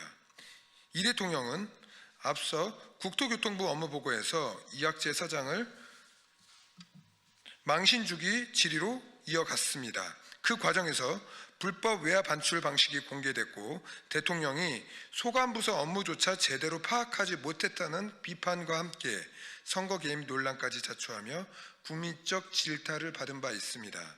이번에는 농림축산부 업무보고 현장이 이른바 콩 GPT 쇼로 도배됐습니다. 대통령이 GMO 수급과 콩 생산량을 묻자 장관을 대신해 변상문 식량정책관이 적극 손을 들고 나서 막힘없는 답변을 이어갔습니다. 그러나 답변 내용은 고장난 GPT처럼 확신만 가득했고 대통령실은 사실관계 확인 없이 이를 모범 사례로 포장해 공식 브리핑까지 진행했습니다. 심지어 차관 승진설까지 거론되며 영웅 만들기에 나서는 황당한 장면도 연출됐습니다. 하지만 이 촌극은 오래가지 못했습니다. 업무보고 직후 송미령 장관이 직접 나서 틀린 답변을 하나하나 교정해야 했습니다. 국산 콩 생산량은 8만 3천 톤이 아니라 16에서 17만 톤이었고 식용 옥수수 역시 GMO가 사용되지 않는다는 답변과 달리 일부는 GMO가 사용될 수 있음이 드러났습니다. 틀려도 너무 틀린 수준이었습니다. 손을 높이 들고 자신 있게 말만 하면 칭찬받는 봉숭아 학당식 생방송 업무보고 현장. 대통령실은 이를 국민의 감시 대상이 되겠다는 의미라고 설명했지만 정작 감시받게 된 것은 대통령 자신이었고 국정 운영의 수준만 여실히 드러났습니다. 왜 부끄러움은 늘 국민 몫이어야 합니까? 업무보고는 쇼가 아니라 검증과 책임의 자리입니다.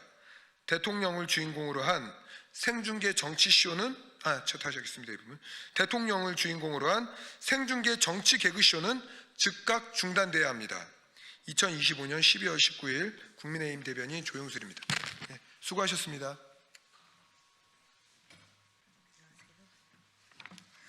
안녕하십니까. 더불어민주당 국민소통위원회 위원장 김현입니다. 12월 19일 금요일 민주파출소 주간 주요 대응 현황 브리핑 시작하겠습니다. 민주파출소 제보 현황에 대해 보고드리겠습니다. 12월 18일 00시 기준으로 한 주간 5,536명이 방문하였고 644건의 제보가 접수되었습니다. 누적 건수로는 총 72만 3,391명이 민주파출소를 방문하여 총 21만 8,802건의 제보가 접수되었습니다. 매체별로는 온라인이 218제보가 가장 많이 되었고요. 유튜브 96건, 네이버 70건 순으로 제보되었습니다. 언론 대응 보고입니다. 한미일보의 7월 17일자 보도 백악관 CIA 이재명 제거 50% 넘는다에 대해 지난 11월 24일 언론중재위원회에서 반론 보도로 집권 결정이 내려졌습니다. 그러나 한미일보 측이 해당 결정문을 송달받지 않고 연락 또한 두절되었다는 사유로 이후 조정 불성립 결정이 재차 내려졌습니다. 이처럼 언론사가 의도적으로 절차를 회피할 경우 이를 보완할 법적 수단이 없는 상황으로 언론중재위원회의 보도로 인한 피해자 구제라는 제도의 기본 원칙이 흔들리고 있습니다. 이와 관련해서 법적 불비한 점이 검토를 해서 제도 개선을 해나가겠습니다. 방송 대응 보고입니다. 한 주간 시사 프로그램, 뉴스, 라디오 등을 모니터링한 결과 주요 쟁점 토론에서 민주당 입장을 대변할 패널이 상대 측과 균형 있게 배치되지 않아 의견이 제대로 반영되지 않은 불공정 사례를 확인하였습니다. 이에 총 30개 프로그램에 대해 공정 위반으로 방송미디어통신심의위원회 민원을 신청했습니다. 또한 TV조선이 2021년과 2022년에 각각 두 차례 통일교 산하단체인 천주연합주최 행사인 땡스 땡크 2022 시리즈와 한반도 평화서밋 2022를 자체 제작한 정규 프로그램인 것처럼 편성 송출한 사실을 확인하였습니다. 이에 해당 4개 프로그램에 대해 방송법 및 방송심의에 관한 규정 위반으로 방송미디어통신심의위원회에 민원을 제출하였습니다. 유튜브 대응 보고입니다. 지난주에 이어 이재명 대통령과 더불어민주당이 사이비 종교와 유착되어 있다는 근거 없는 주장이 계속해서 확산되고 있습니다.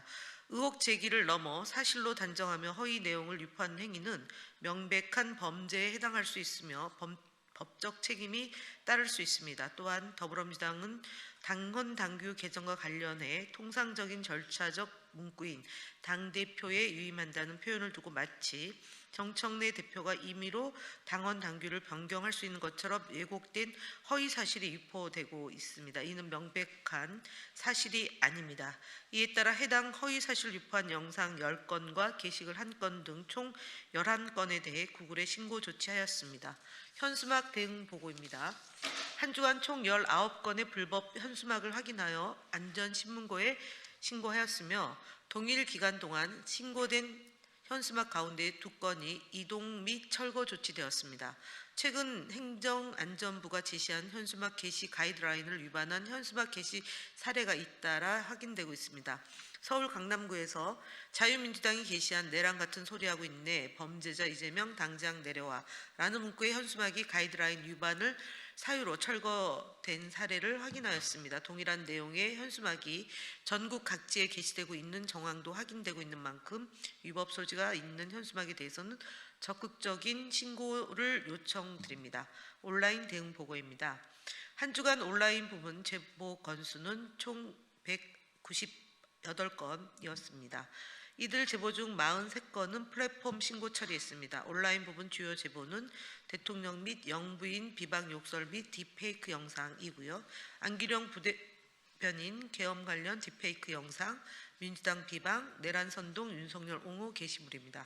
특히 AI를 악용한 대통령과 안기령 부대변인을 향한 딥페이크 영상 제보가 많았으며 해당 게시물들은 해당 플랫폼에 신고 처리하였습니다. 국민소통위원회는 당원과 국민들께 신고해 주시는 허위 조작 정보들을 면밀히 검토해 엄중히 대응해 나가도록 하겠습니다. 이상으로 대응 보고를 드렸습니다.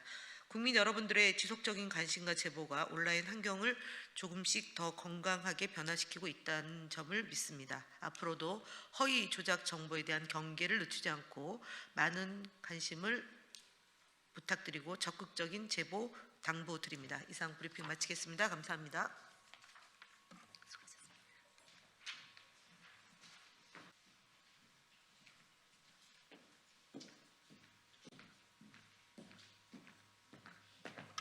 안녕하세요.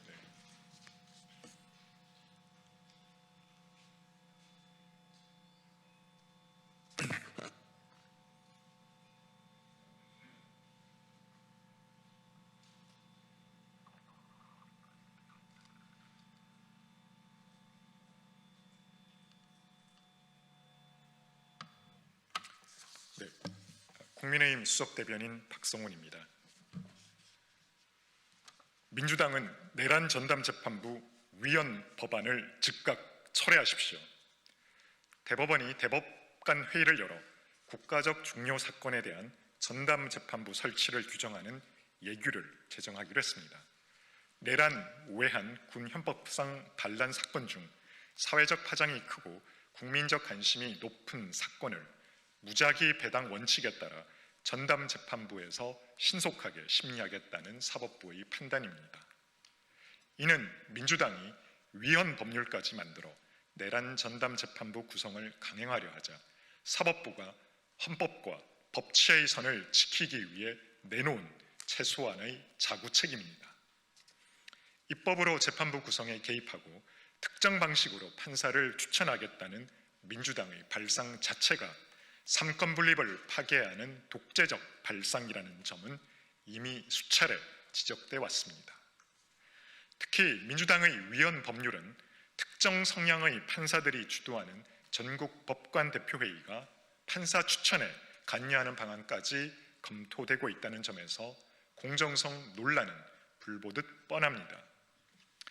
이렇게 구성된 재판부에서 재판받는 당사자들의 반발은 충분히 예상 가능하고 재판부 기피 신청과 위헌 제청 등 또 다른 혼란으로 이어질 가능성도 큽니다. 절차가 흔들리면 그 어떤 판결도 국민의 신뢰를 얻을 수 없습니다. 대법원의 이번 결정으로 민주당이 주장해온 신속한 재판이라는 명분은 이미 충분히 충족됐습니다.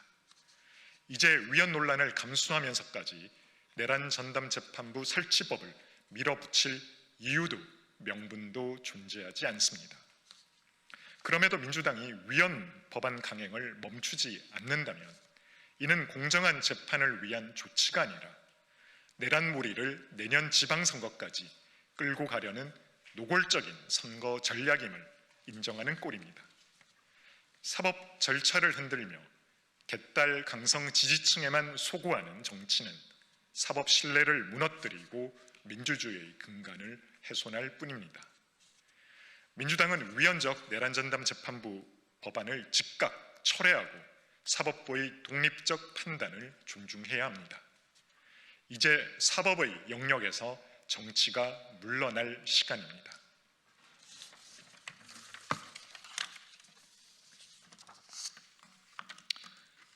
지방선거용 졸속 추진 대전 충남 통합, 이재명 대통령은 선거 개입을 즉각 중단하십시오. 이재명 대통령이 수도권 가밀 해소와 국가 균형 발전이라는 명분을 앞세워 대전 충남 통합 추진을 지시했습니다. 그동안 국민의힘이 일관되게 추진해온 정책 방향에 하답한 것으로 그 자체로는 환영할 만한 일입니다. 국민의힘 소속 이장우 대전시장과 김태흠 충남도지사는 인구 500만 명 수준의 대권역을 만들어 행정 효율성을 높이고 지역 경쟁력을 키워나가기 위해 공동선언을 발표하고 민간협의체 구성과 공론화 과정을 지속적으로 추진해 왔습니다. 국민의힘은 대전 충남 통합 추진을 위해 지난 9월 관련 법안을 발의한 바 있으며 현재 국회에 계류 중입니다. 민주당은 특별법 통과를 위한 초당적 협의에 나서야 합니다. 다만 그동안 대전 충남 통합 요구에 팔짱만 끼고 강 건너 불구경하던 이재명 대통령이 여당 대전 충남 의원들과의 오찬자리에서 특별법의 조속한 처리와 지방선거 일정까지 직접 거론하면서 갑작스럽게 태세 전환에 나선 이유가 강훈식 대통령 비서실장을 초대 대전 충남 통합 단체장으로 만들기 위한 선거 개입이자 정치적 계산에서 나온 지시라는 점을 모르는 국민은 없습니다. 선거를 불과 6개월 앞두고 대전 충남 주민의 삶을 송두리째 바꿀 수 있는 사안을 면밀한 검토와 공론화도 없이 정치적 이해관계만 염두에 두고 졸속으로 밀어붙이겠다는 것은 명백한 선거 개입이자 분열과 부작용만 야기할 뿐입니다. 무엇보다 최근 통일교로부터 금품수수 의혹을 받고 있는 전재수 해양수산부 장관의 사의를 표명하는 등 통일교 민주당 게이트의 국면 전환을 노린 정치적 선택이라는 비판을 피하기 어렵습니다. 시도 통합은 실질적인 지방으로의 권한 이양과 재정 지원을 비롯해 행정체계 개편, 재정구조 설계, 주민의견 수렴, 사회적 합의 등 수많은 절차를 필요로 하는 중대한 사안입니다. 대통령 말 한마디로 몇 달 안에 번갯불에 콩 볶아 먹듯 밀어붙일 사안이 결코 아닙니다. 졸속 통합은 지역 갈등만 키울 뿐이며 향후 다른 광역 통합 논의에도 악영향을 남길 것입니다. 국민의힘은 대전 충남 통합이라는 큰 방향에 찬성합니다. 그러나 정치적 셈법이 개입된 선거용 통합, 특정 인물을 염두에 둔 졸속 추진에는 단호히 반대합니다. 이재명 대통령과 민주당이 진정성 있는 통합 추진을 원한다면 지금이라도 충분한 공론화 과정과 합의에 나서야 합니다. 지방선거 유불리를 따지는 정치적 계산을 내려놓고 국가 균형 발전과 지역 주민의 이익이라는 본래 목적에 충실한 통합 논의에 나설 것을 촉구합니다.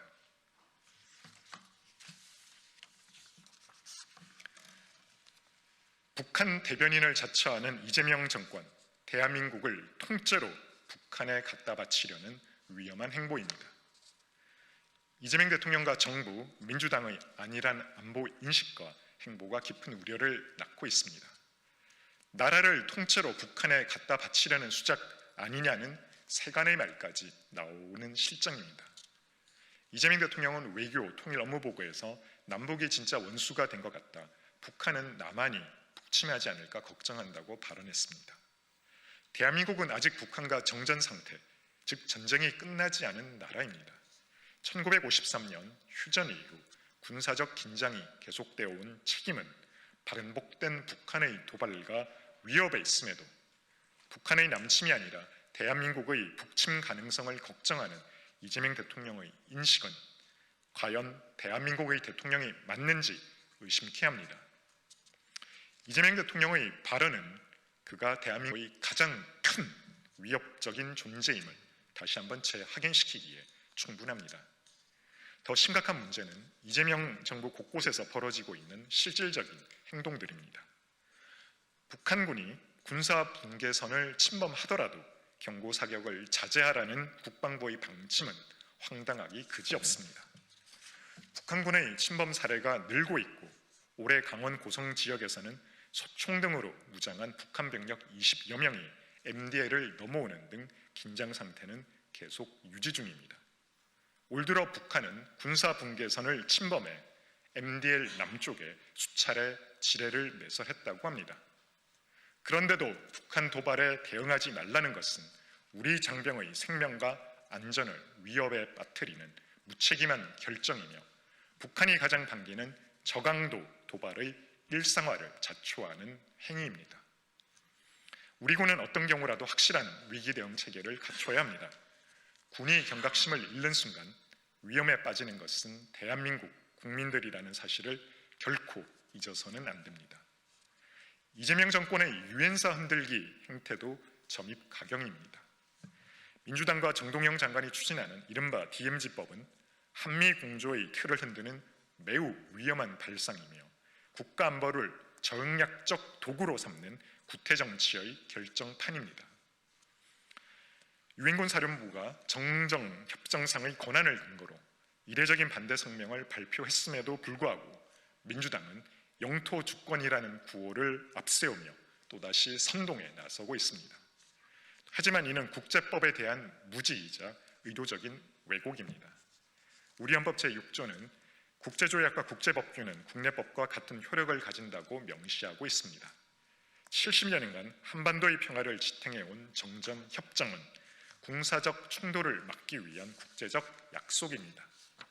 이를 국내법으로 무력화하겠다는 시도는 조약법에 관한 비엔나 협약을 정면으로 위반하는 것이며 대한민국을 국제사회의 신뢰를 저버리는 불량 국가로 전락시키는 자해 행위입니다. 정 장관뿐 아니라 민주당의 행보 역시 우려스럽습니다. 한미 워킹그룹은 남북 문제 걸림돌이라며 통일부를 지지한다고 밝힌 정청래 대표의 주장은 유엔사 무력화와 정전체제를 수십 년간 부정해온 북한의 논리와 놀라울 정도로 닮아 있습니다. 대한민국 공당 대표인지 북한 대변인인지 의심스러울 지경입니다. 유엔사는 유사시 별도의 유엔 안보리 결의 없이도 18개 전력 제공국의 즉각적인 지원을 끌어낼 수 있는 핵심 안보 자산입니다. 유엔사의 권한을 흔드는 것은 유사시 유엔 회원국들의 자동 개입 근거를 스스로 없애는 것으로 이는 북한이 가장 바라는 시나리오입니다. 한미동맹을 악화시키고 우리 안보의 최후 보루를 스스로 허무는 안보 자해와 다름없습니다. 주권은 감성적인 구호로 지켜지는 것이 아니라 강력한 동맹과 국제사회의 신뢰로 지켜지는 것입니다.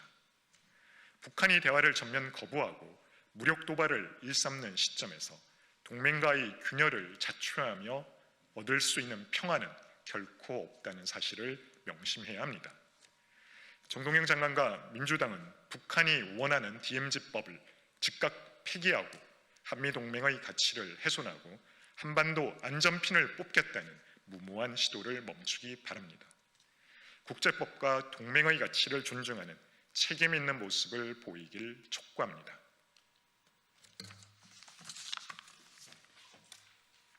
수고하셨습니다.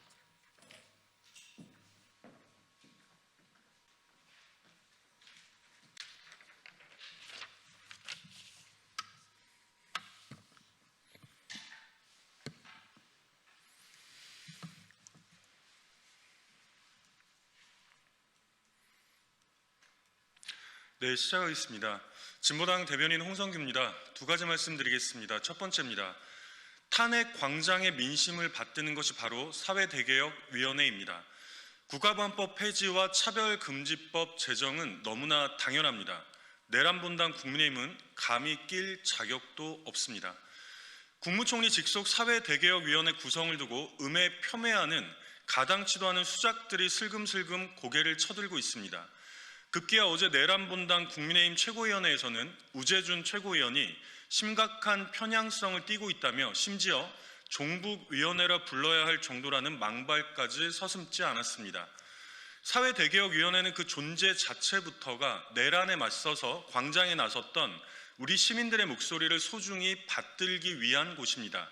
수백, 수천, 수만의 다양한 광장의 목소리 중에서도 모두가 동의하는 가장 상징적인 요구가 바로 국가보안법은 가고 차별금지법은 오라였습니다. 어떤 기준으로 어떻게 분석했는지는 모르겠지만 민간위원 46명 중 23명이 국가보안법 폐지에 찬성한다며 흥분했던 우재준 의원의 말은 완전히 다른 각도에서 그 안타까움에 공감합니다. 다른 곳은 몰라도 사회대개혁위원회라면 위원들 대부분이 국가보안법 폐지에 동의해야 맞는 것 아닙니까? 하긴 우리 시민들이 매서운 한파도 이겨가며 오직 헌정질서와 민주주의를 지키기 위해 모였던 그 광장에 단 한 번도 나오지 않았던 우재준 의원이 감히 사회대개혁의 뜻이나 제대로 알리 만무합니다. 내란 세력 청산을 목적으로 하는 사회대개혁위원회에 감히 내란본당 국민의힘이 이러쿵저러쿵 말을 얻는 것 자체부터가 코미디입니다. 새로운 대한민국을 위한 사회대개혁의 정치 분야의 과제야말로 내란본당 국민의힘 해체가 아니겠습니까? 두 번째입니다. 새벽 배송 옹호에만 혈안이 되어 있는 국민의힘과 개혁신당, 이것이 바로 쿠팡식 대관 업무입니다. 우리 국민들의 분노에는 아랑곳도 없습니다. 잇따른 노동자들의 죽음에 이어서 사실상 전국민 개인정보 유출 사태, 여기에 아나무인, 오만 방자하기 짝이 없는 행태로 쿠팡과 김범준 의장에 대한 우리 국민들의 분노가 하늘을 찌르는 가운데 국민의힘과 개혁신당은 쿠팡의 새벽 배송을 앞장서 옹호하는 데만 혈안이 되어 있습니다. 마치 경쟁이라도 하듯이 지난 15일에는 국민의힘 정책위원회에서 새벽 배송 금지 누구의 새벽을 위한 선택인가라는 토론회를, 어제 18일에는 개혁신당에서 새벽 배송 금지 누구를 위한 것인가라는 정책 토론회를 강행했습니다. 태평양 건너 김범준과 쿠팡에서 박수 치면서 환영할 토론회들입니다. 그야말로 노동자들의 사망과 정보 유출 사태에는 아랑곳 없이 오로지 대관 업무에만 전력하는 쿠팡의 성과라고밖에는 달리 해석할 길이 없습니다. 오늘 경제정의실천 시민연합에서 발표한 분석에 따르더라도 최근 6년간 국회 퇴직 공직자가 가장 많이 취업한 곳이 쿠팡이라고 하지 않습니까? 그래서 국민의힘은 이번 개인정보 유출 사태에도 쿠팡을 성급히 마녀화하거나 보복성 사냥으로 몰아가지 말라는 논평을 냈던 것입니까? 그래서 개혁신당은 정보 유출 사태가 알려진 후 무려 일주일이나 지나서 뒤늦은 의례적 논평 하나 내고 지금까지 입 꼭 다물고 있는 것입니까? 이 와중에 김성열 개혁신당 수석 최고위원회, 앞으로 토론회에 원조도 표기하고 상표권 등록도 해야겠다는 천연덕스러운 말은 그야말로 가증스럽습니다. 하늘을 찌르는 우리 국민들의 분노에는 아랑곳 없이 국민의힘과 개혁신당은 그저 김범준과 쿠팡에 잘 보이기 위한 경쟁에만 혈안이 되어 있는 것입니까? 이상입니다.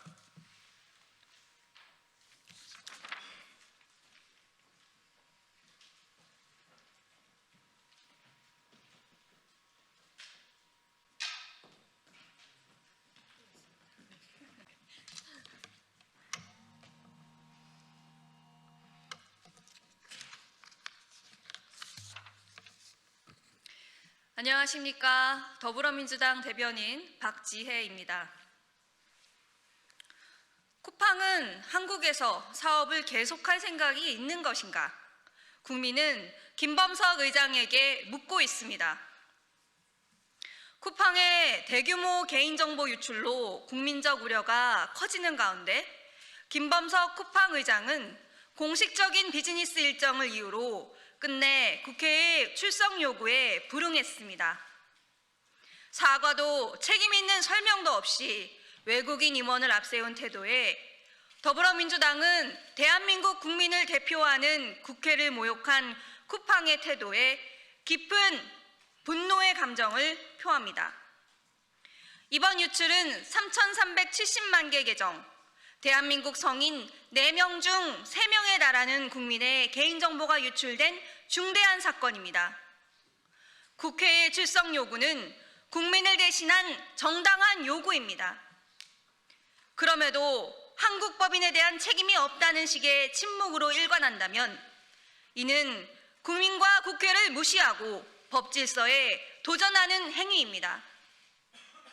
쿠팡의 문제는 이번이 처음이 아닙니다. 과로사 은폐 의혹, 코로나19 집단 감염 책임 전가, 허위 과장 광고, 납품 단가 후려치기까지 위법 편법 논란은 반복돼 왔습니다. 법과 윤리를 경시해온 행태를 더 이상 방치할 수 없습니다. 정부의 범부처 대응 태스크포스 구성을 시작으로 더불어민주당 역시 국회 증언감정법 위반 고발을 포함해 징벌적 손해배상, 기업 페널티 부과, 산업재해 은폐에 대한 형사처벌, 정부가 검토하고 있는 영업정지 등 가능한 모든 법적 수단을 강구하겠습니다. 대한민국에서 사업을 하는 기업이라면 대한민국의 법 앞에 예외일 수는 없습니다. 한국 시장에서 이익만 취하고 책임을 회피하는 기업에 한국에서의 미래는 없다는 점을 분명히 경고합니다. 편리함보다 중요한 것이 있고 빠른 배송보다 우선해야 할 가치가 있다는 한 쿠팡 탈퇴 고객의 글은 많은 국민의 심정을 대변합니다. 상장 당시 한강의 기적 운운하며 상장 성공이 곧 한국의 성공인 양 포장한 것은 김범석 의장 본인입니다. 그 기적을 만든 것은 바로 우리 국민의 저력임을, 그 국민이 요구하는 책임 또한 결코 가볍지 않다는 사실을 직시하기 바랍니다. 더불어민주당은 국민의 생명과 안전, 노동의 존엄과 법의 준엄함을 지키기 위해 끝까지 책임을 묻겠습니다. 한국에서 사업을 계속할 의지가 있어 김범석 의장을 출석시켜 책임을 보여줄 것인지 쿠팡을 국민과 함께 지켜보겠습니다. 감사합니다.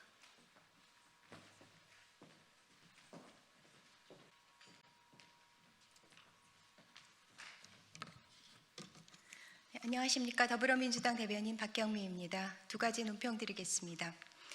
대전 충남 통합은 시대적 소명, 국민의힘은 정치적 셈법이 아닌 민생의 길에 응답하십시오.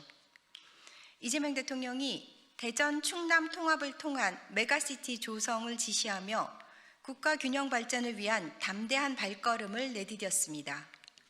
이는 수도권 일극 체제를 넘어 대한민국의 성장 축을 다변화하고 지역 경쟁력을 획기적으로 높여야 한다는 시대적 요청에 대한 책임 있는 응답입니다. 그러나 국민의힘은 국가의 미래가 걸린 중대한 과제 앞에서 선거용, 인물 차출설 같은 낡은 정쟁의 언어를 꺼내며 본질을 흐리고 있습니다.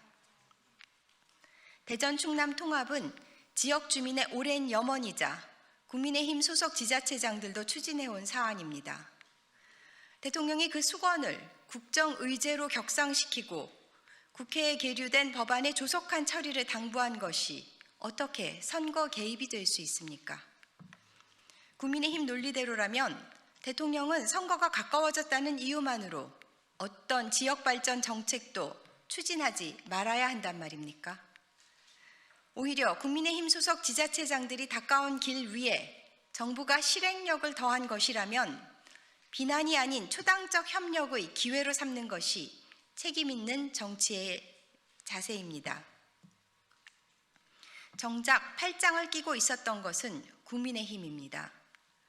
이제 정부가 구체적인 로드맵과 신속한 추진 의지를 밝히자 졸속이라는 낙인을 찍으며 제동을 거는 행태는 자기 모순입니다. 지방 소멸의 위기 앞에 절박한 주민들의 마음을 번갯불 운운하며 외면하지 마십시오. 국민의힘에 촉구합니다. 진정으로 대전 충남의 발전을 원한다면 비생산적인 정치적 셈법은 거두십시오.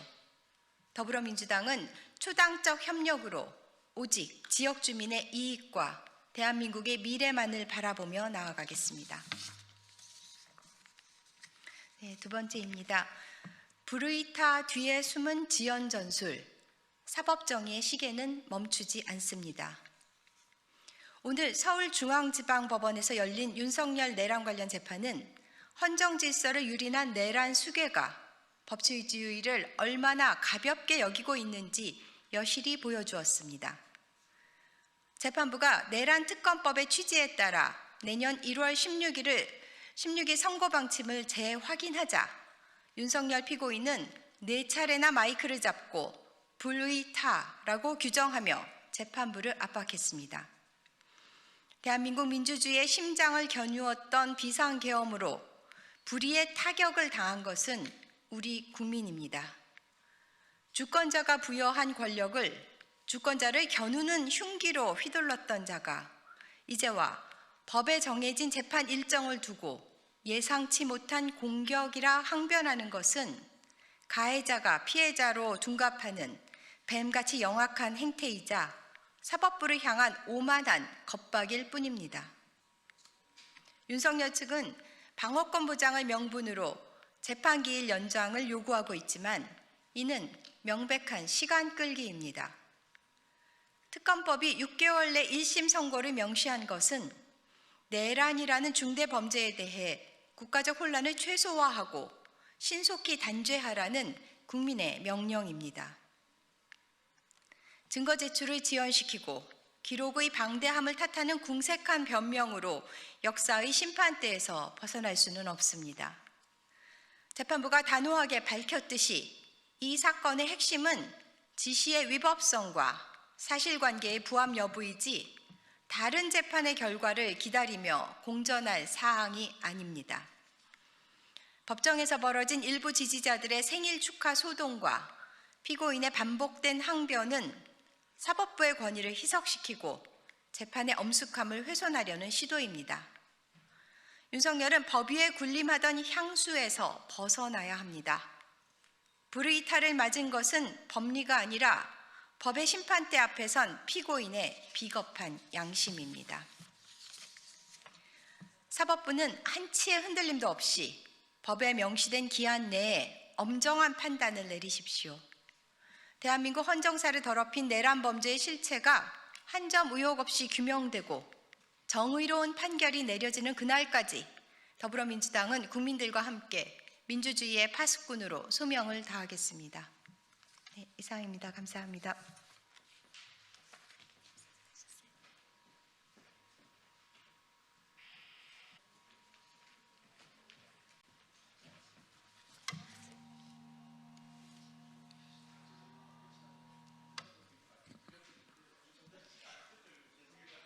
네, 기본소득당 대변인 노서영입니다.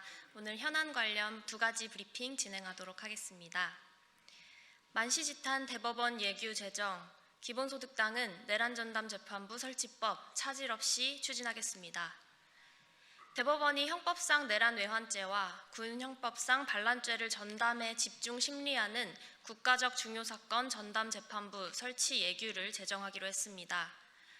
여당이 위헌 소지를 없앤 내란전담재판부 설치법 통과를 예고한 지 불과 이틀 만에 그간 결사 반대해왔던 사법부가 입장을 바꿔 자체 예규로 전담재판부를 설치하겠다고 나선 것입니다.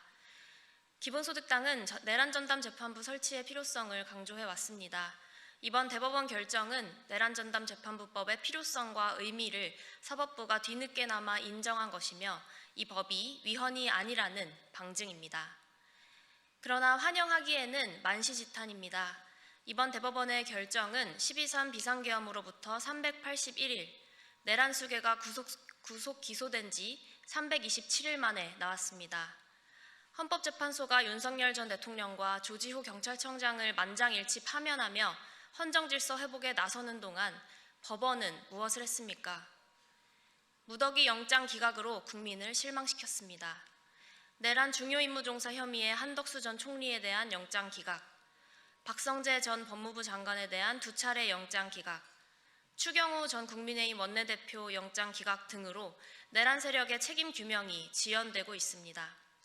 또한 김용현, 이상민 등 구속된 전직 장관들이 재판에서 증언 거부권을 행사하는 등 반성 없는 태도를 보이는 데에도 법원은 제재조차 제대로 못하고 있습니다. 국민이 사법부에 바라는 것은 정치적 셈법에 따라 시시각각 바뀌는 태도가 아니라 지연되지 않는 정의로운 판결입니다. 대법원의 예규 제정은 내란전담 재판부법을 대신하는 것이 아니라 오히려 그 필요성을 뒷받침합니다. 예규에는 전속관할, 영장전담법관, 재판중개, 재판기간 등에 관한 규정이 빠져 실효성이 제한적입니다. 또한 국회 입법이 갖는 지속성과 안정성, 대표성을 고려할 때 법률로 규정하는 것이 타당합니다. 기본소득당은 내란전담 재판부 설치법이 국회에서 차질 없이 입법되도록 제 정당과 적극 협력할 것입니다. 대법원의 뒤늦은 정치적 행보에 흔들리지 않고 입법을 완료하여 국민이 염원하는 내란 종식과 사법정의 실현을 앞당기겠습니다. 네, 이어서 두 번째 브리핑 진행하겠습니다. 국민의힘 개혁신당의 새벽 배송 금지 토론, 본질을 호도하는 갈라치기일 뿐입니다. 국민의힘과 개혁신당이 새벽 배송 규제를 반대하는 토론회를 각각 개최하며 반복되는 과로사 문제를 새벽 배송 금지 문제로 호도하는 행태를 이어가고 있습니다. 새벽 배송 선두주자 쿠팡이 사상 초유의 3,370만 개인정보 유출 사태와 실소유주는 꽁꽁 숨긴 맹탕 청문회로 대국민 기만을 계속하는 가운데 새벽 배송 금지 프레임으로 쿠팡의 과로사 책임을 가리는 두 정당의 행보는 해악 그 자체입니다. 새벽 배송 논란의 본질은 새벽 배송 존폐가 아닙니다. 고질적으로 반복되는 쿠팡 노동자 과로사를 막기 위한 노동시간과 노동 강도의 합리적인 조율이 문제의 핵심입니다. 실제로 택배노조는 신선식품과 같은 새벽 배송 필수 품목 이외에는 주간 배송으로 전환하는 등의 대안을 제시하며 야간 노동 축소 방안을 협의해 나가자는 입장을 밝히기도 했습니다. 그런데 국민의힘과 개혁신당은 모든 문제를 새벽 배송 금지로 수렴시켜 합리적인 논의를 불가능하게 만들고 있습니다. 쿠팡이 산재 사망의 책임을 회피하려 노동자가 열심히 일했다는 증거 안 남게 하라라는 지시까지 내렸다는 충격적인 보도에 유가족분이 우리는 5년째 지옥이다 라며 울분을 터뜨린 것이 바로 오늘입니다. 반복되는 과로사를 근절하기 위한 해법을 찾아야 할 때인데 국민의힘과 개혁신당은 누가 더 갈라치기 갈등 조장을 잘하나 경쟁만 하고 있습니다. 윤석열 대통령을 탄생시키고 대한민국 퇴행의 3년을 이끌어낸 주역들답습니다. 대한민국 망치는 갈라치기 정치, 국민들은 이제 피곤합니다. 국민의힘과 개혁신당은 안 그래도 힘든 국민들 괴롭히지 말고 새벽 배송 금지 프레임 그만 내려놓으십시오. 이상입니다.